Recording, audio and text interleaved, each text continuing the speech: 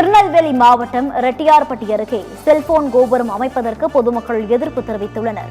ரெட்டியார்பட்டி ஊராட்சிக்குட்பட்ட குறிஞ்சி நகர் குடியிருப்பு பகுதியில் பொதுமக்களின் எதிர்ப்பை மீறி செல்போன் கோபுரம் அமைக்கும் பணி நடைபெற்று வருகிறது.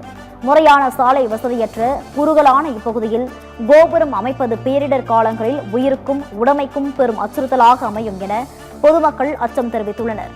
இந்நிலையில் குறிஞ்சி நகர் மக்கள் நல்வாழ்வு சங்கத்தின் சார்பில் இது தொடர்பாக மாவட்ட ஆட்சியர், வட்டாட்சியர், வட்டார வளர்ச்சி அலுவலர் இடத்தில் புகார் மனு அளிக்கப்பட்டுள்ளது.